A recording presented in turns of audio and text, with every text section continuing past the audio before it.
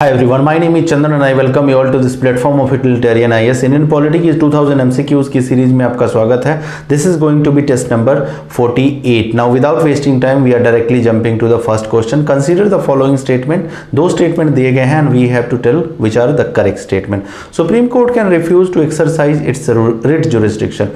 बिल्कुल नहीं. This is a wrong statement. Supreme Court can never refuse to exercise its writ function, writ jurisdiction, जो कि fundamental right के regards में दिए गए हैं. ठीक है. Writ jurisdiction of SC is wider than that of the high court. ये आप लोगों ने अगर सुप्रीम कोर्ट और हाई कोर्ट के रिट जुरिस्डिक्शन वाली पार पढ़ी होगी तो ये भी आपको पता होगा कि सुप्रीम कोर्ट का जो writ jurisdiction is not wider. Actually high courts does have a wider writ jurisdiction because high court can issue writs not only for the enforcement of fundamental right but for the other right as well. ठीक है. So both the statement happens to be incorrect. हमें correct बताना है. So neither one nor two is right. In which of the following ways Indian parliamentary system of government differs from the British parliamentary system? Both the countries, that is Britain and India, does follow parliamentary systems. ठीक है. But parliamentary system that is followed in Britain is somewhat different from what you call in India, right? So ये दो statement दिए गए हैं और हमें correct और incorrect बताना. The Indian system is based on doctrine of sovereignty of parliament. ये यहीं आपका गलत हो जाता है. इंडियन जो सिस्टम है ये एक्चुअली ये ब्रिटेन में सोवरेनिटी ऑफ द पार्लियामेंट है. बट हमारे यहाँ क्या है, थ्री ऑर्गन्स के बीच में एक बैलेंस बनाया गया है, लेजिस्लेचर, एग्जीक्यूटिव एंड जुडिशरी. यहाँ सोवरन नहीं है पार्लियामेंट, जो है ये सोवरन नहीं है. While the parliament is not supreme in Britain. ये भी बिल्कुल गलत है. Parliament actually is very supreme body there in the Britain. ठीक है. Salient features of Indian constitution वाला जब चैप्टर हम लोगों ने कवर किया था तो मैं आपको ये चीज एक्सप्लेन कर चुका हूँ जब हम लोगों ने यूएस, ब्रिटेन और इंडिया का मॉडल लिया था. In Britain the prime minister should be member of lower house of the parliament, where is this is not compulsory in India. So that is a correct statement. Prime minister जो है Britain में वो lower house से ही belong करने चाहिए, जो कि elect होके आती है. But that is not the case with our system. ठीक है. Our prime minister, ex prime minister doctor Manmohan Singh, वो किसके मेंबर थे? राज्यसभा के मेंबर्स थे. He was not never part of the lower house. Assam से वो चुन के आते थे. सॉरी, नॉट चुन के, मतलब राज्यसभा में आते थे. ऑफ कोर्स चुन के ही आते थे, but that is the indirect, not direct election like Lok Sabha. So this is actually correct, है ना. So to second statement only is the correct पूछा है, hence B is going to be the right answer. Consider the following statement. The governor can make regulation for the peace and good governance of certain. No, not the governor, it is the president who can make a regulation for the peace and good governance for certain union territories, right? The governor is empowered to direct that an act of parliament does not apply to a scheduled area of the state or applied with some specified modification or exception. So ये बिल्कुल आपका correct है. Correct ही बताना है. Again, 2 only is the correct and B is the for subject mentioned in the concurrent list. Executive power rests with, so not the legislative power but the, ये repeated आपका question है. Executive power rests with, so executive power for those subject that is mentioned into the concurrent list, even if the law has been made, law has been enacted by the central government, even in that case for those what you call subjects that is in concurrent list, the executive power, listen it carefully, the executive power will rest with state government. But एक condition में state government के, अगर parliament ने जो act बनाया है, parliament ने अगर सपोज कॉन्करेंट लिस्ट में कोई मटेरियल है और उस पर पार्लियामेंट ने लॉ बना दिया और उसमें स्पेसिफिकली अगर मेंशन कर दिया कि इसकी एग्जीक्यूटिव पावर भी जो है वो सेंटर के पास ही रहेगी, देन ओनली. अदरवाइज अगर स्पेसिफिकली मेंशन नहीं किया गया है तो executive power for those act as well, the act that has been enacted even by the parliament, even in that case the executive power will rest with the state government. So state government is going to be the right answer, that is B. According to the Indian constitution, the advice tendered by the council of minister is binding on the president. It is a constitutional provision. ठीक है. That is a correct statement. 24th constitution से ये चीज, sorry article 74 और 75 आप लोग पढ़ेंगे तो आपको क्लियर हो जाएगा. नॉट आर्टिकल, मुझे कॉन्स्टिट्यूशनल अमेंडमेंट वाला मैं थोड़ा सा याद है इसलिए मैंने 24th कॉन्स्टिट्यूशनल अमेंडमेंट के बारे में बोला. The constitution can be amended as per the procedure laid down in article 368. Consider the following statement in this regard. 4 statement has been given.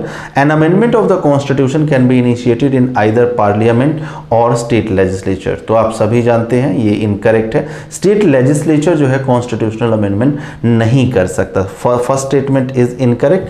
First incorrect है, that means A is incorrect.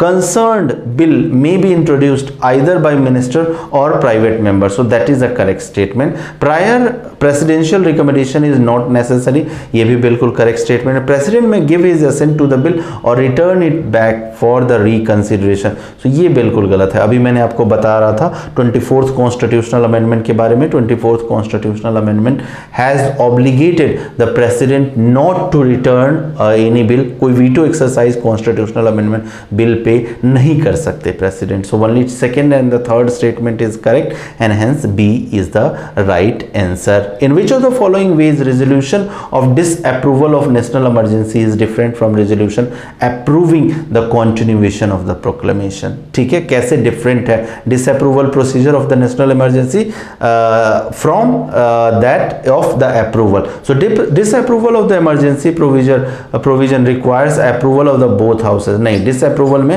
सिर्फ लोकसभा की involvement होती है। ठीक है, सो this is approval वहां राज्यसभा की नहीं चाहिए। सो this is a wrong statement. दूसरी सेगमेंट हमें पढ़ने की जरूरत है ही नहीं। डिसअप्रूवल रिक्वायर्स स्पेशल मेजोरिटी, नहीं, डिसअप्रूवल जो है सिंपल मेजोरिटी से भी हो जा सकती है। सिर्फ जो अप्रूवल है वहां स्पेशल मेजोरिटी चाहिए होती है। सो नाइदर वन करेक्ट बताना है, neither one nor two is the correct, D is the answer. Consider the following statement. If the Lok Sabha passes a resolution that it is necessary in national interest that the parliament should make laws on the state subject। तो आप सभी को पता है state subject पे अगर law बनाने हैं तो this is a prerogative that has been given, this is a special power that is related with the Rajya Sabha and not the Lok Sabha. So this statement is incorrect, हमें करेक्ट बताना है। Such a resolution must be supported by simple majority, नहीं, special majority Rajya Sabha pass करेगी और special majority से होगा। The resolution remain in force for the period, नहीं, ये भी बिल्कुल गलत है। सो all three statements are incorrect, हमें करेक्ट बताना है।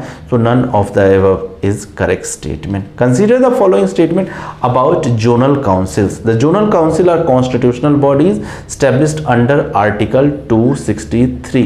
So this is a incorrect statement. ठीक है, zonal councils are actually statutory bodies। ठीक है, statute 7th constitutional amendment state reorganization commission जो है आपका 1956 में जब हुआ था, zonal council state reorganisation act 1956 के अंतर्गत जो है बनाया गया था। That is not a constitution. The prime minister is common chairman of all five. Home minister is actually common chairman. So correct बताना, again neither one nor two is the correct. Consider the following statement about writ of certiorari. It is issued by higher court to a lower court or a tribunal to transfer the case pending with the letter to itself or to squash the order of letter in the case.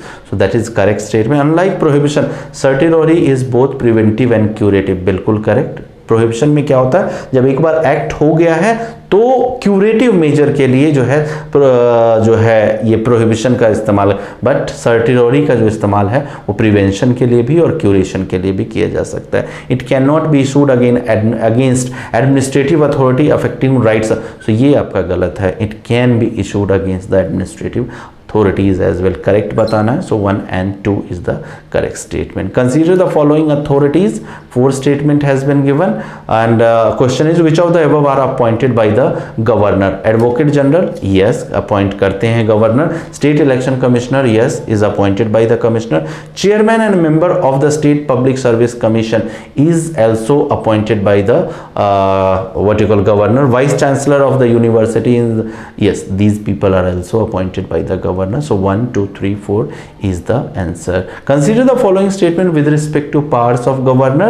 Which of the above are possessed by the governor? So executive power, yes, the governor does have. Legislative, yes, governor does have legislative power. Financial भी है, judicial भी, और emergency power, yes, ये recommendation तो भी भेजते हैं, right? But 1, 2, 3, 4, 5 नहीं है, सो 1 2 3 4 ही आपका जो बेस्ट अवेलेबल, ऑल्दो इसका इंटरप्रिटेशन इस तरह से किया जा सकता है, इमरजेंसी वैसे इन्फोर्स नहीं करवा पाते 356, बस उसके लिए रिकमेंडेशन भेजते हैं। सो ऑफ द अवेलेबल ऑप्शन अगर 1 2 3 4 5 भी होता तो थोड़ी सी कंफ्यूजन होती, बट अभी के लिए आप 1 2 3 4 मार्क कर सकते हो। कुछ पावर जो कि प्रेसिडेंट के पास है, डिप्लोमेटिक, मिलिट्री, वो पावर्स जो है गवर्नर के पास नहीं है। So D as of now is the right answer है। Federation can be formed by following ways, so federation can be formed by integration as well, छोटे छोटे स्टेट्स टुगेदर आते हैं, and by disintegration as well, एक बड़ा state जो है जो कि संभाल नहीं पाया अपने यूनियन को और छोटे छोटे हिस्सों में ब्रेक हो गया, but still as a union it wants to stay together,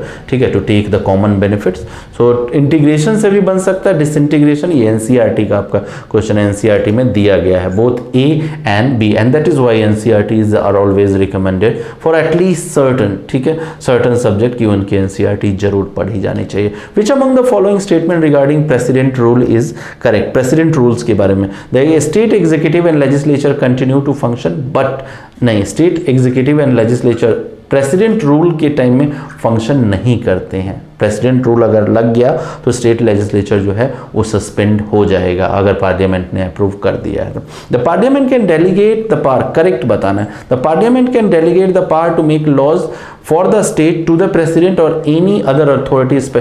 सो ये बिल्कुल करेक्ट स्टेटमेंट है। Yet will read other two statements as well to find कि हम मोस्ट अप्रोप्रिएट हो सकता है आंसर दूसरा हो। The fundamental right may not get suspended, may और may not get suspended, fundamental right may get suspended, no it cannot be get suspended during president rule, fundamental right के enforcement पे कोई असर नहीं। it is revoked by the Lok Sabha by passing a resolution, नहीं ये भी गलत। the only statement that is correct is B, hence B is the right answer। consider the following statement regarding CAG of India, the audit of Reserve Bank of India, State Bank of India and Food Corporation of India are directly done by the CAG, no CAG नहीं करता, private audit इन agencies की होती है। CAG submits 3 audit report such as report and appropriation account, report on finance account and audit to the parliament, ये भी गलत है, to the president. CAG जो report president ultimately causes it to be laid down on the floor of both the houses. So CAG जो है वो parliament को नहीं प्रेसिडेंट को submit. He audits the account of any authority when requested by president and governor. So ये statement आपका correct है, hence C is the right answer 3 only. Which of the following statement regarding parliament of India are correct? Institution of speaker, अब ये भी आपका repeated question है, so I am not reading it. अगर previous videos आप लोगों ने देखा है तो ये आप जानते होंगे। Which of the following statement are true about governor of state? If the person is elected as the governor of 2 or more states, the emoluments and allowances payable to him are shared by the state in such proportion as determined by the parliament. So नहीं, it is not determined by the parliament, but rather president decide करते हैं कि state ने common जो governor है अलग अलग 2-3 states का, तो president will decide ultimately which state has to contribute how much in his salary and the allowances. So first will not be the answer, correct बताना है, first cannot be the part of answer, so this stands eliminated, this stands eliminated. After giving 2 months notice, civil proceeding can be instituted against him during his term of office with respect to the person. So ये बिल्कुल correct statement है। The oath of office of governor is administered by the president of India, no, by the chief। appoint किए जाते हैं president के द्वारा, but when it comes to oath administration, that will be done by chief justice of that particular state high court। The constitution does not lay any ground upon which governor may be removed by the president. So this is also correct statement. So second and fourth statement are correct, and hence A is the right answer. Which of the following statement is are correct regarding office of CAG of India? It is a constitutional office and appointed by PM. Oh, answer reflect होगा, this is a incorrect statement। ठीक है, ये president के through appoint होते, president को advice करते हैं PM, but PM appoint नहीं करते। This is although answer has already been reflected. He is the guardian of public purse of centre only, no state PSUs वगैरह का भी टेक केयर करते हैं। So this is also incorrect statement, correct पूछा है, hence D is the right answer. ओहो, यहाँ भी रिफ्लेक्ट हो गया, इसको भी डिस्कस करने का आप लोग रीड कर लेना, ठीक है। आंसर रिफ्लेक्ट हो गया तो डिस्कस करने का कोई फायदा नहीं है। 960 liberty of thought express expression actually touch laptop है, ठीक है, तो मेनी अ टाइम्स एक स्मॉल बटन भी अगर प्रेस हो जाता है तो फिर दिख जाता है answer. Liberty of thought, expression, belief, faith and worship is a part of, so it is of course part of preamble. Again इस तरह के क्वेश्चंस में हमें ऑप्शंस देखने की जरूरत भी नहीं पड़नी चाहिए। D, so 960 questions are over, we are inching towards completing 50% of the target, that is 1000 question. So in this video I am wrapping up this session until I come up with the next video. Till then, bye bye.